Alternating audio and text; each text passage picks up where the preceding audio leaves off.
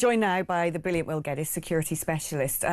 Let's begin with the manhunt and what happened at the university campus in Utah. Okay. I'll break it down from the information I've got, Alex, and obviously at the moment everything's quite kind of sketchy. And the one thing I would certainly caution anybody to do right now is to run down rabbit holes of conspiracy, because obviously most people are getting their information from social media and the various videos that are being posted. I've had probably about half a dozen videos of potential suspects that have been connected to this assassination. Let's call it nothing else. It is an assassination and a murder. What we do know is that there was an individual, as far as we can see, and would appear, certainly looking at the trajectory of the shot, was actually on the roof, and someone that immediately was in isolation on their own.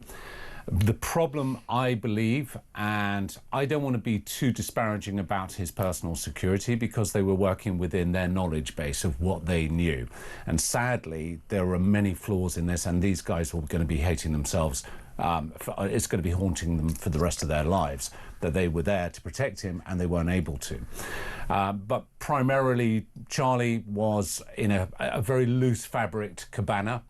One of the things, having taken many clients, principals myself, to events like this, people in the public eye, people who could be deemed as controversial, the first thing you do as security is you look from where they're going to stand at the podium or sit, as Charlie was, and you see all lines of sight, and you consider the attack coming from anywhere that's going to visibly be able to see him. And what seems to be apparent is that this individual had a direct line of sight from the roof down to where Charlie was, and it was probably a high caliber weapon, judging by the crack of the sound of the weapon when it discharged.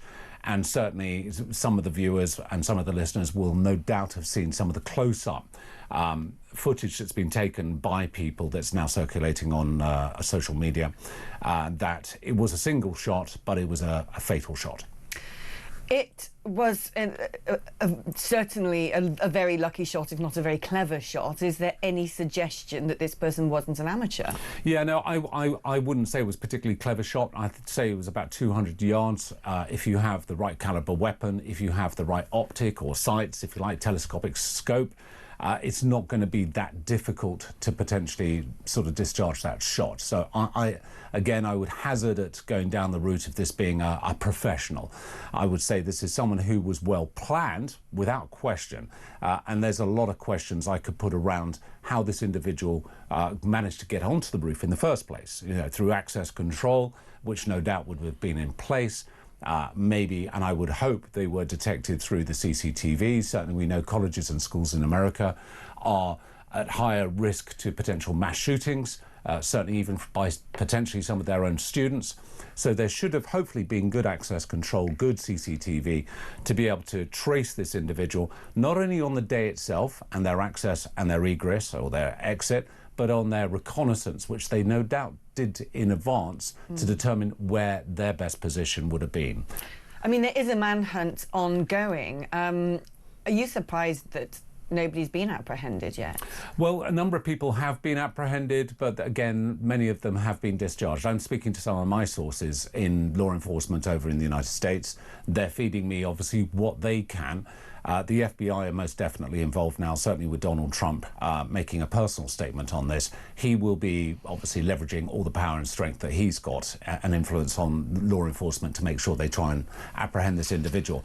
But certainly the old chap that many people have seen on their social media, who was initially apprehended, a couple of things immediately stood out to me as him not being the potential shooter, and that was the fact that, you know, he was shouting out, it's me, shoot me, shoot me. But also, I didn't see any evidence of other law enforcement agents taking the weapon from the site as well. Right. So he was being taken on his own. There is some intelligence I've been fed that he has been connected to plots in the past, but I honestly don't believe he was the actual perpetrator of this particular attack. This is not an attack in isolation. Of course, we remember the attempted assassination of Donald Trump at the rally in Pennsylvania, July the 13th last year. A second attempted assassination of the President of America, September the 15th last year at the Trump International Golf Club in West Palm Beach, Florida. But also last year, back in May, we had the attempted assassination of Prime Minister of Slovakia, Robert Fico, who was shot and critically injured by a left-wing extremist. We've had the murder of David Amess in this country.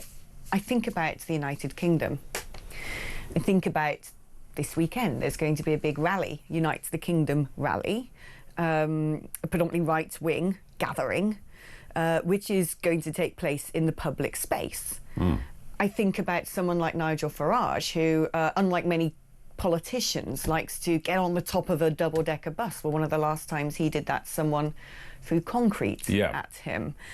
And I wonder how long it will be before something like this happens in the United Kingdom. I think it's highly probable.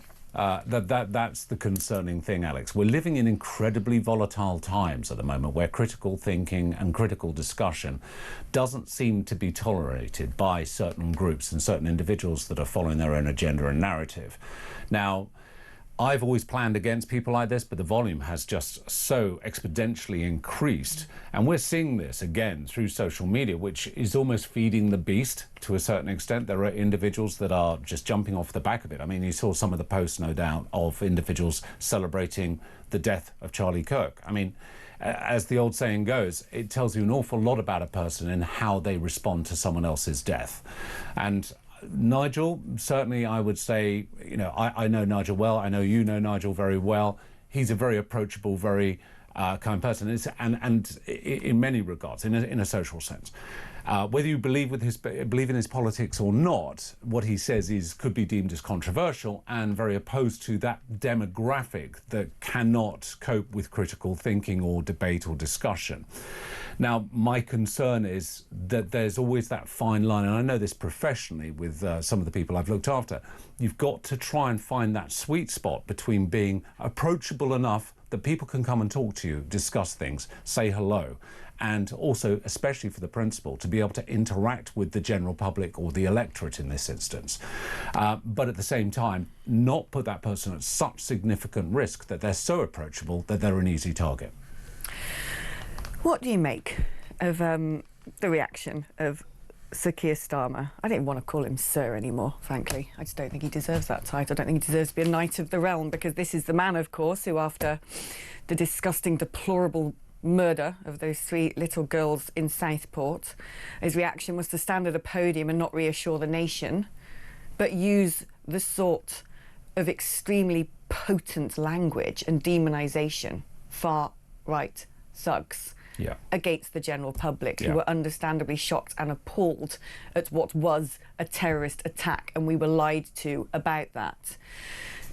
He's said, well, we should be able to have political free speech, whatever your political opinions. It's almost a sort of... It's almost... There's an echo in there saying, well, he was a bit controversial, but that doesn't mean he should be killed. What is your reaction to the fact that our own Prime Minister uses the sort of language that Donald Trump has just said yesterday in response to the killing of Charlie Kirk needs to stop? Yeah. Personally, I don't think there's any credibility in our current Prime Minister. I think he has been so hypocritical, he's been so deceptive about so many things that the general public and even his own electorate will turn around and say, actually, he has no credence, and whatever he says is irrelevant. You know, we saw certainly when Donald Trump came over or he visited with Donald Trump in Washington, you know, we saw Donald Trump starting to dismantle him about the whole immigration policy here in the United Kingdom. We look at Sir Keir Starmer's comments about the Epping Forest or the Epping Asylum Hotel. Nothing seems to be supporting the general public. Everything is self-serving, and I'm very neutral when it comes to politics. At the end of the day, as long as it makes my life easier and it makes people around me their lives easier, and the country is supporting us, and it's patriotic, and we can be proud in our country. There are very few of us, I think, that can ultimately feel very proud of the United Kingdom right now, and we're struggling with that, whether it be hanging up Union flags or whatever it might be. So I think the problem, it's an echo chamber when it comes to Keir Starmer. Nobody actually, I think, really cares what he says anymore, do they? Well, I worry sometimes when people like Sir Keir Starmer, who is the Prime Minister, who sets the tone of the nation, uses words like far-right thugs. There will be people out there who listen, and that, to me, is dog whistle politics, something that the left often accuse the right wing of.